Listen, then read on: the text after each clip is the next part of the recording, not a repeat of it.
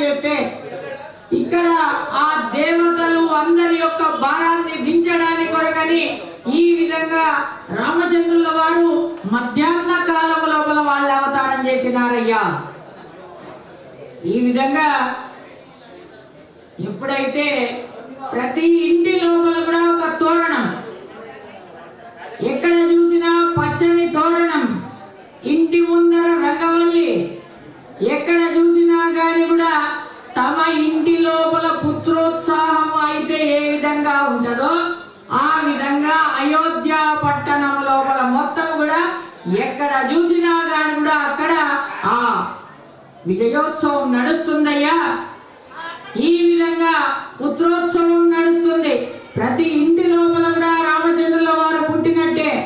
లోకాభిరాముడైనటువంటి వాడు రామచంద్రుల వారు దశరథుడికి మాత్రమే కొడుకు కాదు, లోకానికి అందరికి కూడా ఆ యొక్క స్వామి అయినటువంటి వాడు. కాబట్టి ఈ విధంగా ఆ రామచంద్రుల వారి యొక్క ముఖ కమలాన్ని చూసి ఆనందం చెందుతున్నాడట ఆ యొక్క దశరథుల వారు. 9000 సంవత్సరాల కాలము తపస్సు చేసి నిరీక్షణ చేసి పొందినటువంటి ఫలమే ఆ యొక్క అందుకొరకని 9,000 సంవత్సరాల కాలము తాను తపస్సు చేస్తే అందుకొరకనే స్వామి చైత్ర మాసము నవమి అంటే 9 సంఖ్య, ఆ 9 సంఖ్య రోజు నాడే ఆయన అవతారం చేసినాడయ్యా.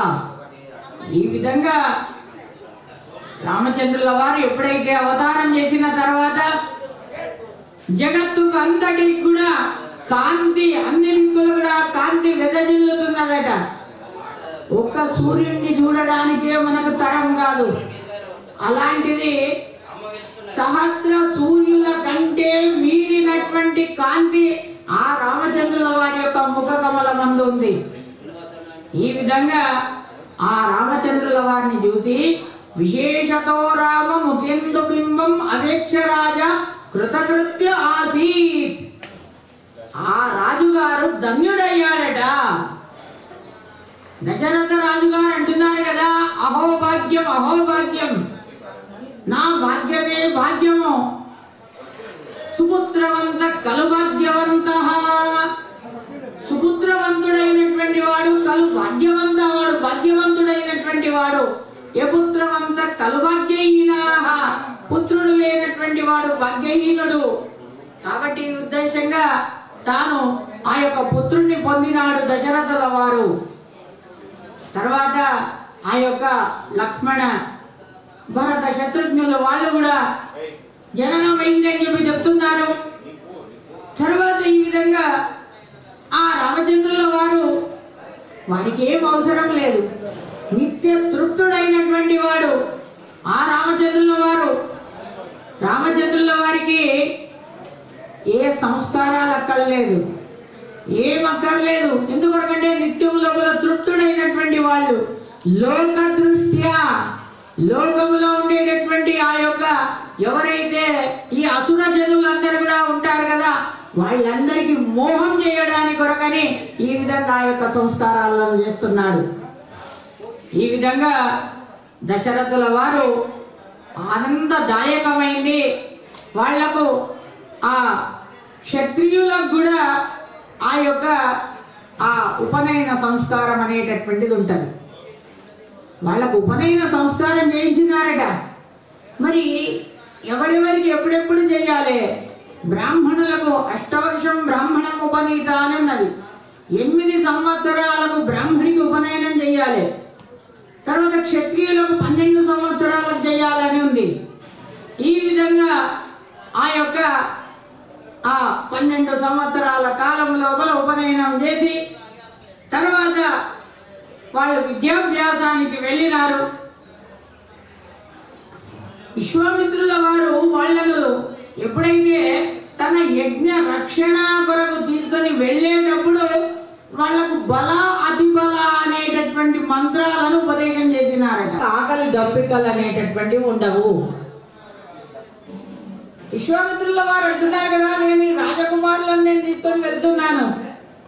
తీసుకొని వెళ్ళేటప్పుడు వీళ్ళు మార్గ మధ్యం లోపల ఎక్కడైనా కూడా వాళ్ళకు నాకు చాలా దాహం వేస్తుంది, ఆకలి అవుతుంది అంటే నేను ఎక్కడికి వెళ్ళి తీసుకొని రావాలి అనేటటువంటి ఉద్దేశం చేత వాళ్లకు బల అతి బల అనేటటువంటి ఆ యొక్క మంత్రాలను ఉపదేశం చేసినారు. మరి రామచంద్రుల వారికి ఇది అక్కరనా? రామచంద్ర వారికి అక్కర్లేదు. ఎందుకొరకంటే వాళ్ళు నిత్య తృప్తులైనటువంటి వాళ్ళు కాబట్టి వాళ్ళకు అవసరం లేదు. కానీ లోక దృష్ట్యా నేను శిక్షణను పొందినాను అని చెప్పడానికి కొరకనే ఆ లక్ష్మణుడికి అవసరము. కాబట్టి ఈ విధంగా అక్కడికి వెళ్ళి ఆ యజ్ఞ భూమికి వెళ్ళి ఆ యజ్ఞం లోపల తాటకిని చూపెడుతున్నాడు కదా, ఈ తాటకిని స్త్రీ అని ఉపేక్షించకు, దీని వల్ల మాకు చాలా తొందర వచ్చింది కాబట్టి దీన్ని స్త్రీ అని ఉపేక్షించక స్వామి అని అంటున్నారు రామ. అనగానే రామచంద్రుల వారికి చెప్తున్నారట విశ్వామిత్రుల వారు, స్వామి ఇది బ్రాహ్మణోత్తములందరినీ కూడా, బ్రాహ్మణులను ఆ ఋషులను మునులను వాళ్ళందరినీ కూడా తిని ఆ యొక్క గుట్టలు గుట్టలుగా పడి ఉన్నాయి చూడండి, అవన్నీ ఆ పెద్ద గుట్టనే, దీన్ని మాత్రం ఉపేక్షించకు అని అంటారు. రామచంద్రుల వారు రామ బాణం ఒకటే రామ బాణముతోని ఆ తాటకిని సంహారం చేస్తారు. ఈ విధంగా ఆ తాటకి సంహారం అవుతుంది. మొట్టమొదటి సంహారం రామచంద్రుల వారు చేసినటువంటి సంహారం తాటకిని చేస్తే అక్కడ కూడా కృష్ణ పరమాత్ముడు పుట్టగానే పూతనాను సంహారం చేస్తారు. ఈ తాటకి ధ్వంసం చేసినటువంటిది ఆ యొక్క పినాకి వారు లీలాజాలంగా దాని కిందికి బంతి వెళ్తుందంటే ఆట ఆడుకునేటప్పుడు. అది ఎలా అంటే చాలా కూర్చురైన కష్టంతో తీసుకొని వస్తారు ఆ పినాకిని అనేటటువంటి ధనస్సు. 5,000 మంది సేవకులు వెళ్ళి ఆ యొక్క పినాకిని అనేటటువంటి ధనస్సును ఒక ఉక్కు బండి మీద పెట్టుకొని దాన్ని తీసుకొని వస్తారు చాలా కష్టముతో. అలాంటి ఆ యొక్క ధనస్సును లీలాజాలముగా లేపుతుంది అమ్మవారు. చూడండి, అది ఎవరిచ్చింది ధనస్సు? శివుడి కంటే ఎంతో ఆ యొక్క గుణము లోపల గొప్పదైనటువంటిది ఆ యొక్క మహాలక్ష్మి అమ్మవారు. కాబట్టి శ్రీరామచంద్రుల వారు అక్కడికి వచ్చినారట. శ్రీరామచంద్రుల వారు అప్పుడు ఆయన అంటున్నారు కదా తమ గురువులైనటువంటి విశ్వామిత్రుల వారు, స్వామి వెళ్ళండి అని. రామచంద్రుల వారు గురువులకు నమస్కారం చేసి, ఎందుకొరకంటే ఏ కార్యం చేసినా మొట్టమొదలు గురువులకు నమస్కారం చేయాలి అనేటటువంటి ఉద్దేశం చేత గురువు గారికి నమస్కారం చేసి అక్కడికి వెళ్ళి, అదే విధంగా ఈ యొక్క రామచంద్రుల వారు అనేటటువంటి వాళ్ళు కూడా ఆ యొక్క ఆ ధనస్సును విరిచారయ్యా. ధనస్సును విరవగానే చాలా సంతోషమైతుంది ఆ జానకి అమ్మవారికి, సీతమ్మ వారికి.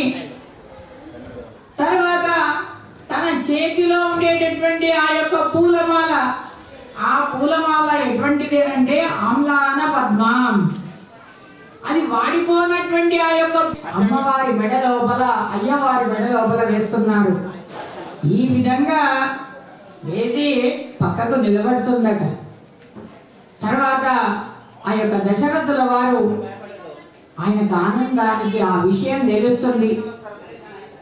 జనక మహారాజు గారు దశరథుల వారికి విషయం చెబుతారు, ఆనందదాయకమైతుంది. ఆనందమైన తర్వాత తన ఆ కుల గురువులైనటువంటి వశిష్ఠుల వారిని ముందర చేసుకొని వాళ్ళందరూ కూడా వస్తున్నారు.